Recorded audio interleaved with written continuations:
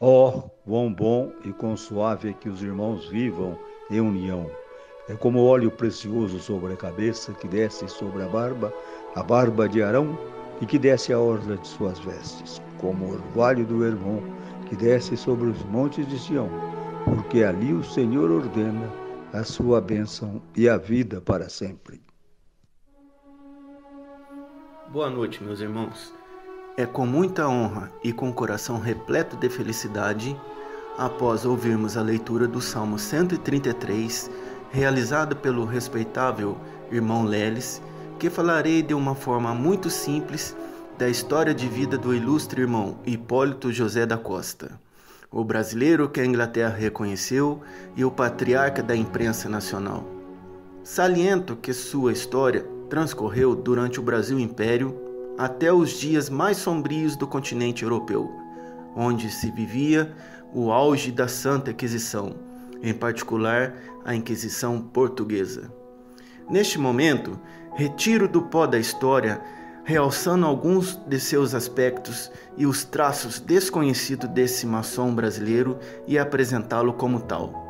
Desta forma, sente-se que lá vem história! Da colônia do Sacramento à Universidade de Coimbra. Muito inteligente, destemido e patriota, desde criança seguiu os exemplos de seu pai, o sargento Furriel de Artilharia Félix da Costa, um militar do Exército Imperial Português. Hipólito José da Costa nasceu em 25 de março de 1774 na colônia do Sacramento, atual Uruguai.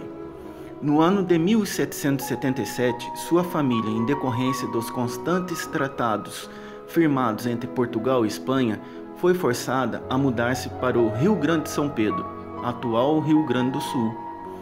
Em Porto Alegre, seu tio, o Padre Pereira, de gênero Árdego, o influenciou e o preparou para frequentar a Universidade de Coimbra. Com apenas 18 anos de idade, em 1792, na Universidade de Coimbra, matriculou-se nos cursos de Matemática, de Filosofia, de Direito, graduando-se em 5 de junho de 1798, com 24 anos. Lembrando que, durante a sua estada em Coimbra, no auge da profunda reforma universitária, reforma pombalina, baseada em modelos educativos inspirados na física de Newton, na filosofia do inglês John Locke, promovida pelo Marquês de Pombal e por Verney, viu-se impactado pela tal reforma.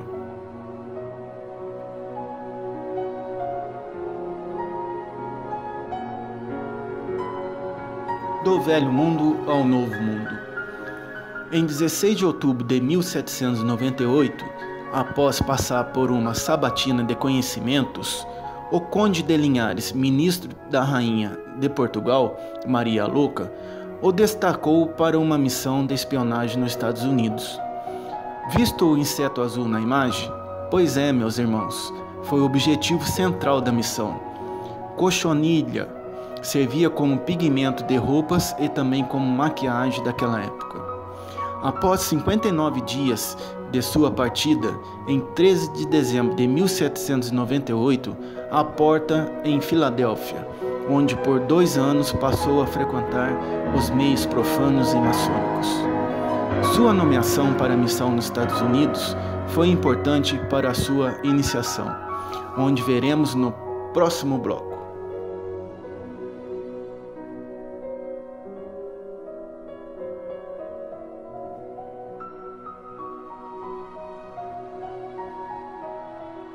É chegado o grande momento. Hipólito se entrega à luz da maçonaria no dia 12 de março de 1799. Aos 25 anos foi iniciado na loja de George Washington, no rito de York.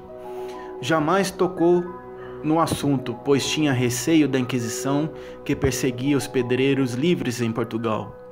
Porém, o nosso mais ilustre irmão não irá desistir de prosseguir com seus propósitos maçônicos e sofrerá consequências duras.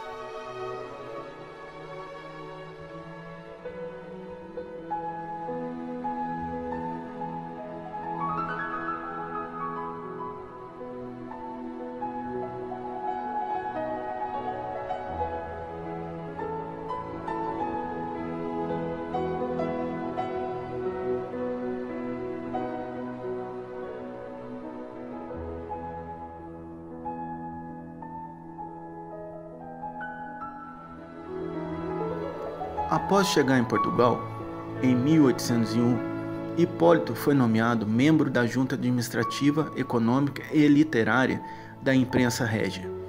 Permaneceu de 1801 a 1802 em Lisboa, movido pela vontade de trabalhar para a maçonaria, onde viu a chance de pertencer à junta para poder disseminar seus conhecimentos em prol da maçonaria portuguesa. Promoveu a constituição rápida da Grande Loja Portuguesa. Em 1802, com o pretexto de comprar novas tecnologias para a imprensa régia, viajou para a Inglaterra para participar de atividades maçônicas, representando 4 lojas portuguesas. Celebrou um tratado com a loja inglesa, na qualidade de procurador da maçonaria lusitana. Ao retornar a Lisboa, foi preso por 3 anos sob acusação de viajar sem passaporte. Porém, a Inquisição portuguesa armou a acusação, pois já sabia do seu envolvimento com a maçonaria. Em 1805, foge para a Inglaterra com a ajuda do Duque de Sussex. Na Inglaterra, Hipólito viu-se finalmente livre como um verdadeiro pedreiro livre. O brasileiro que a Inglaterra reconheceu. Ao chegar no exílio em 1805, na Inglaterra, Hipólito foi professor, tradutor, jornalista, impressor e, além de ativista político, participou de várias lojas maçônicas. Em 1807, tornou-se membro da Loja das 9 Musas. Em 1808, ingressou na loja Antiquity, cujo venerável era o Duque de Sussex. Em 1812, chegou ao mestre adjunto, ou seja, na ausência de Sussex, Hipólito presidia as sessões. Em 1813, foi nomeado pelo Duque de Sussex secretário para assuntos estrangeiros da Freemasons Hall, presidente do Conselho de Finanças da Grande Loja, até sua morte em 1823, e grão-mestre provincial de Rutland, apesar da inexistência de lojas nessa província.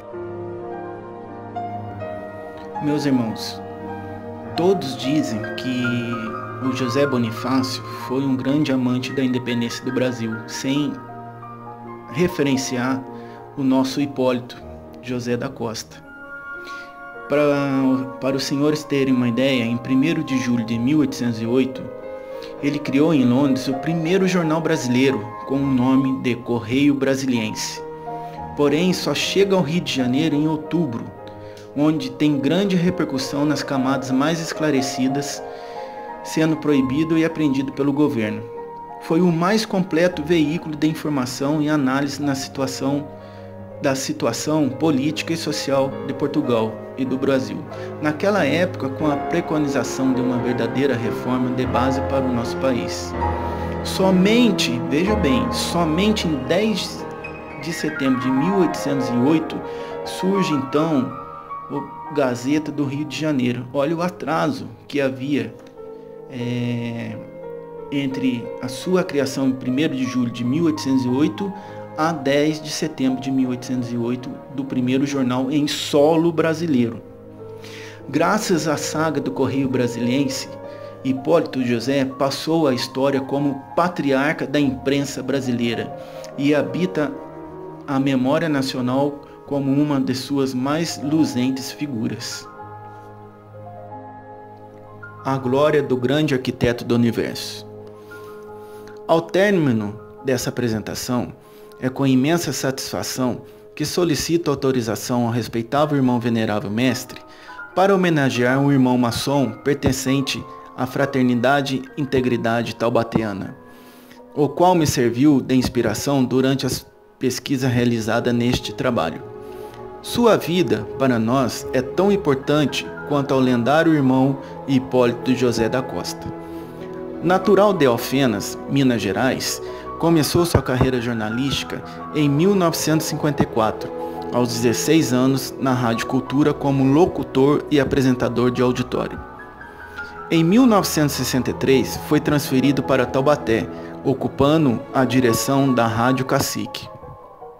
Atuou por 10 anos como apresentador do programa Bom Dia Cidade, foi comentarista esportivo das rádios Cacique e Difusora e articulista esportivo dos jornais A Tribuna e Vale Esportivo. Hoje dirige o jornal O Independente. Além de tudo, ainda atuou como diretor cultural e conselheiro do Esporte Clube Taubaté e foi membro da Liga Municipal de Futebol. Na vida política, chegou a ser suplente de vereador.